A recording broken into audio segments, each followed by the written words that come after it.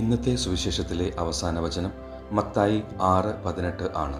ഈ വചനം നമ്മുടെ പ്രവർത്തനങ്ങളിലെ അഗാധമായ വിനയവും സമഗ്രതയും പ്രതിഫലിപ്പിക്കുന്നു.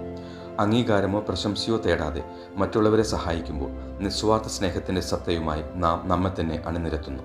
ഈ മറഞ്ഞിരിക്കുന്ന ഔദാര്യം ശുദ്ധമായ ഹൃദയം വളർത്തുകയും നമ്മുടെ യഥാർത്ഥ ഉദ്ദേശങ്ങൾ കാണുന്ന ദൈവവുമായുള്ള നമ്മുടെ ബന്ധം ശക്തിപ്പെടുത്തുകയും ചെയ്യുന്നു. എൻ്റെ നല്ല ഈശോയെ, മാനുഷിക അംഗീകാരത്തെക്കാൾ ദൈവത്തിൻ്റെ അംഗീകാരത്തിന് മുൻഗണന നൽകുന്നതിലൂടെ നമ്മുടെ ആത്മീയയാത്രയിൽ ആഴത്തിലുള്ള ലക്ഷ്യബോധവും പൂർത്തീകരണവും ഞങ്ങൾ സ്വീകരിക്കുന്നുവെന്ന് എന്നെ പഠിപ്പിക്കണമേ. കർത്താവെ, അനുകമ്പയുടെയും കൃപയുടെയും ആത്മാവിനെ പരിപോഷിപ്പിച്ചുകൊണ്ട് ഞാൻ സഹായിക്കുന്നവർക്ക് പ്രയോജനം ചെയ്യുന്നതും എന്നെ രൂപാന്തരപ്പെടുത്തുന്നതുമായ ദയയുടെ രഹസ്യപ്രവർത്തികൾ ചെയ്ത് ജീവിക്കാൻ വേണ്ട കൃപ ഇന്ന് എനിക്ക് നൽകണമേ. പിതാവിൻ്റെയും പുത്രൻ്റെയും പരിശുദ്ധാത്മാവിൻ്റെയും നാമത്തിൽ ആമേൻ.